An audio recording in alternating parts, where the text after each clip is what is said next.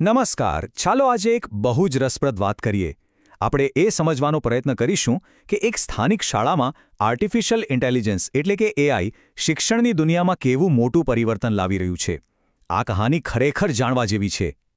આ સવાલ કદાચ આપણા બધાના મનમાં ક્યારેક ને ક્યારેક તો આવ્યો જ હશે, ખરું ને? શું આપણી ભણવાની જે પરંપરાગત રીતો છે એમાં કોઈ બદલાવની જરૂર છે? શું શીખવાની કોઈ વધુ સારી અને આધુનિક રીત ન હોઈ શકે?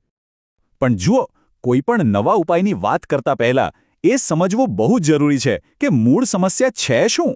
તો ચાલો સૌથી પહેલા એ જોઈએ કે આપણો સ્ત્રોત કઈ જૂની પદ્ધતિની વાત કરી રહ્યો છે.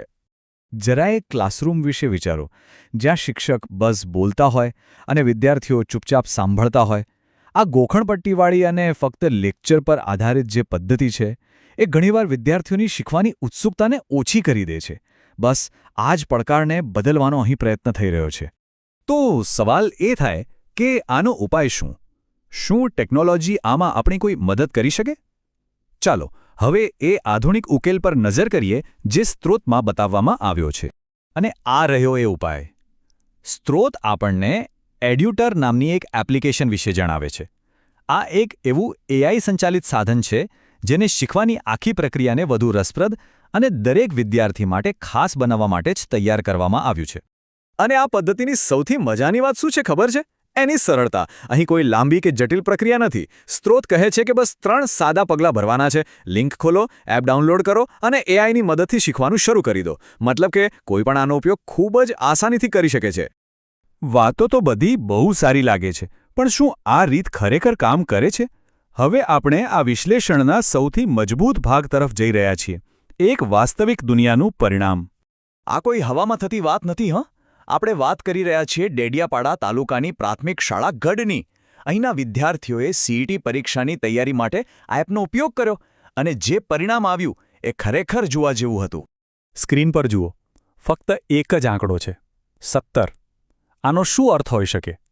આ ખાલી એક નંબર નથી, પણ એક બહુ મોટી સફળતાની કહાનીનો હીરો છે. ચાલો જોઈએ કેવી રીતે.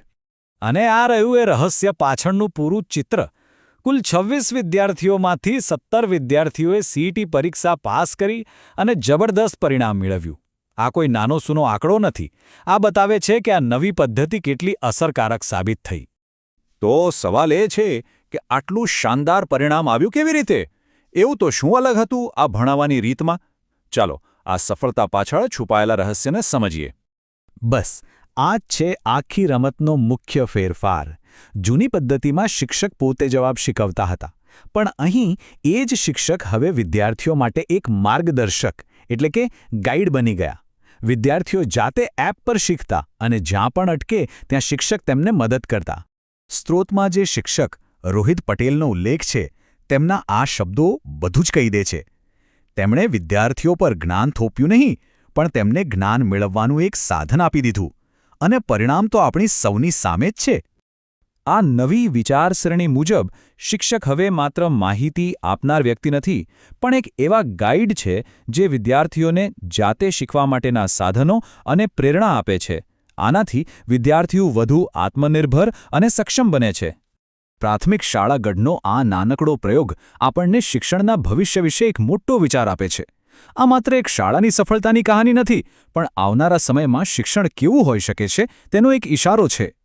તો અંતે આ એક સવાલ પર વિચારવા જેવું છે કે જ્યારે એક સમર્પિત શિક્ષકનું માર્ગદર્શન અને એઆઈ જેવી શક્તિશાળી ટેકનોલોજીનો સાથ મળે તો પછી વિદ્યાર્થીઓની સિદ્ધિઓ માટે આકાશ પણ કદાચ ઓછું પડે, ખરું ને?